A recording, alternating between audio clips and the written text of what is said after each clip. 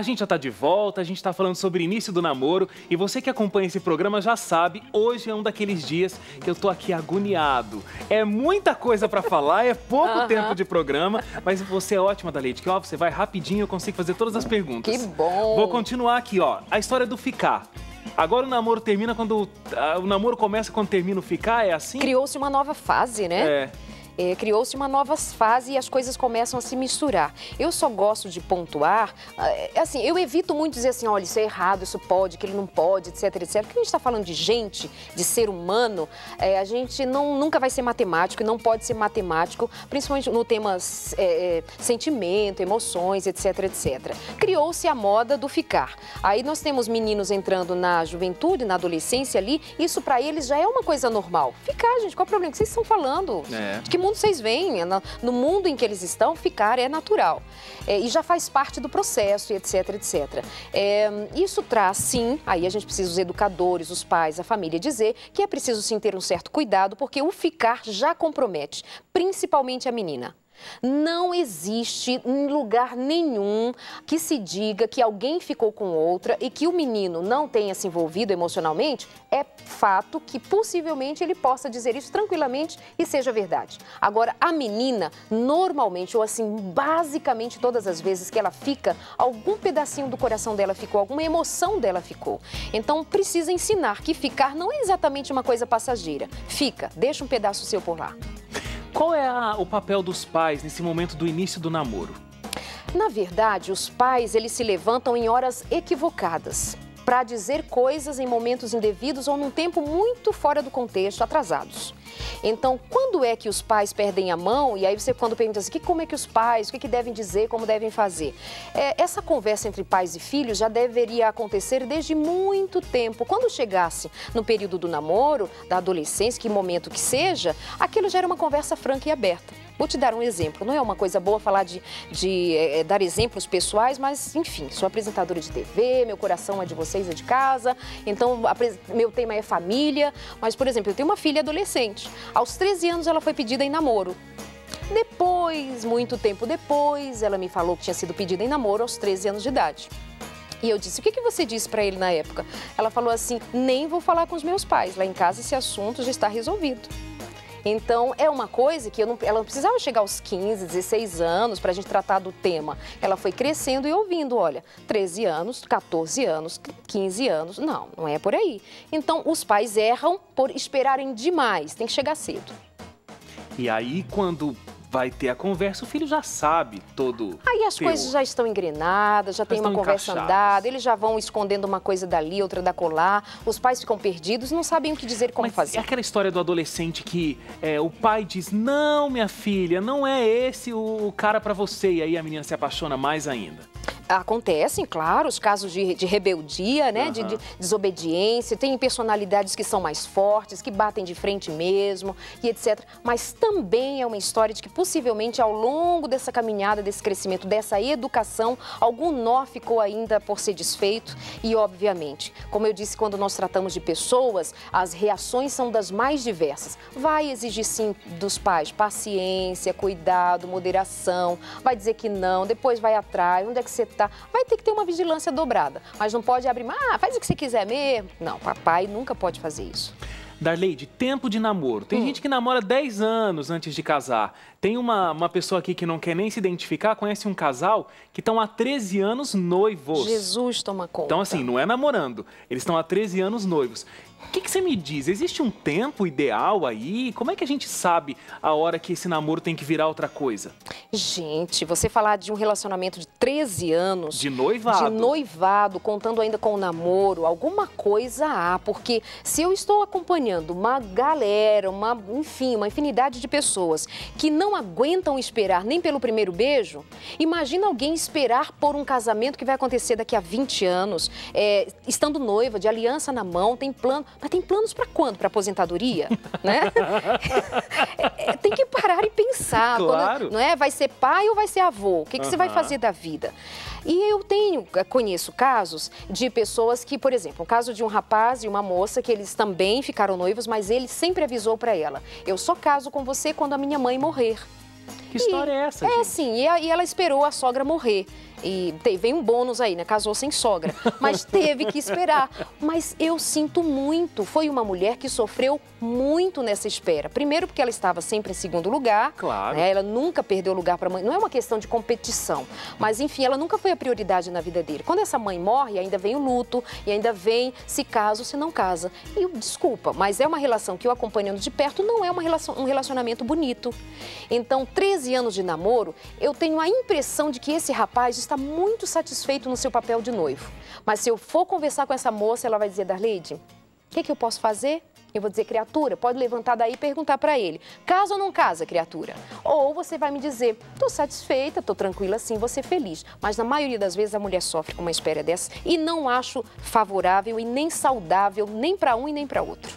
Parece que a mulher perde o seu valor, inclusive, né? A relação se torna muito frágil, muito sem significado. Que relacionamento é esse que planeja estar junto, mas só daqui a 15 anos? E é uma coisa também, para namorar, para casar, né? O pessoal hoje tem que ter apartamento e concluir a faculdade, fez mestrado, assim, pós-doutorado, etc, etc. E aí os relacionamentos vão ficando para trás. Deixa eu avisar um negócio para você, são os relacionamentos bons e saudáveis, é claro, que dão base para uma vida de sucesso. Vai ver um monte de gente que está infeliz na vida, que conseguiu casa, carro, apartamento, vida, nananã, olha para o lado e diz, vixe, não tem ninguém.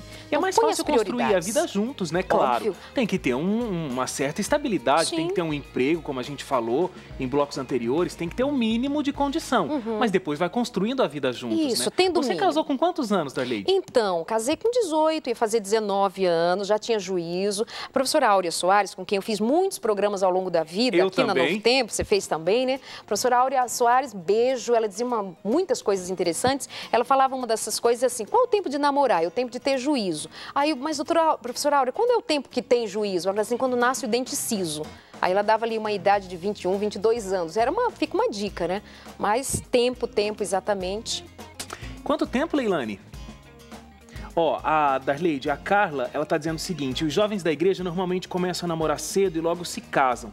Só que vejo que muitas vezes é em função de uma pressão social, uma pressão religiosa.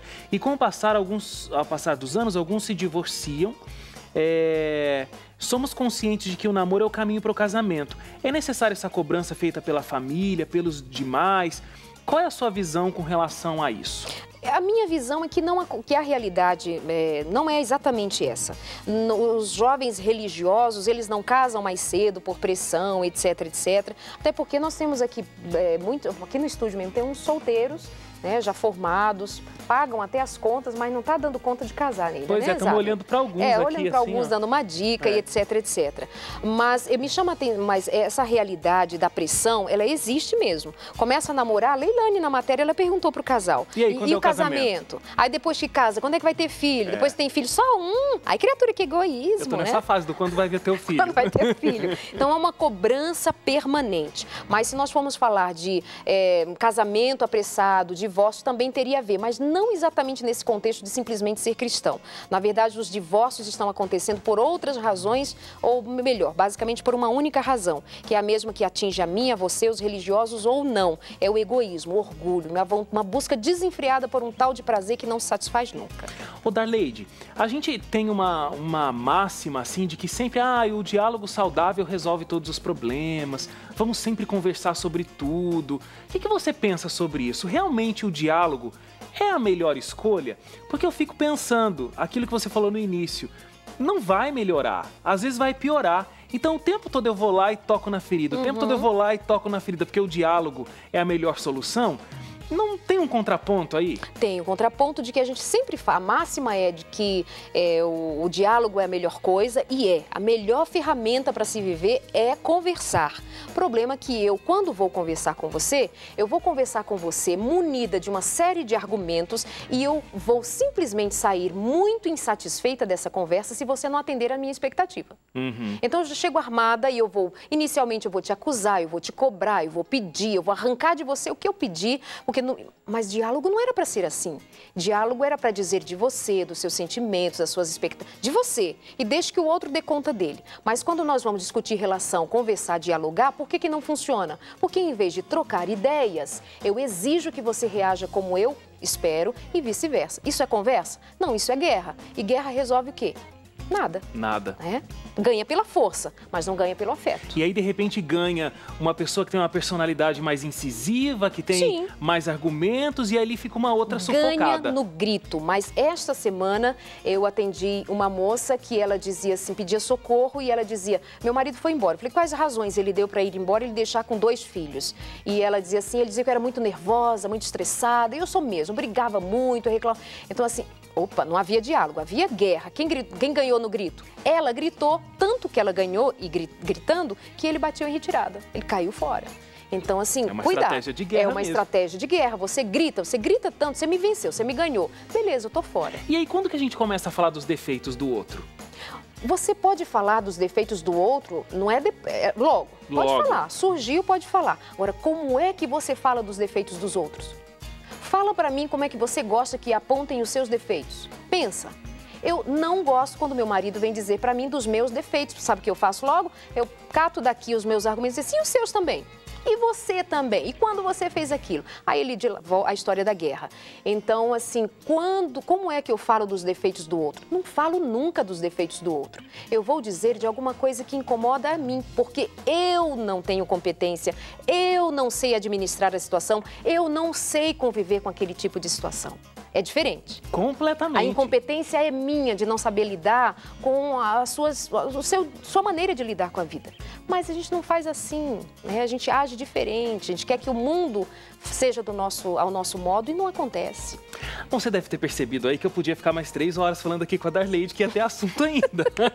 Mas a gente tem que ir embora, viu, Darleide? Que pena! Pois é. Eu tô sempre entrevistando, tô gostando desse negócio de ser entrevistada? Tô gostando Então você pode voltar mais vezes, Combinado, viu? Fechado. Por favor.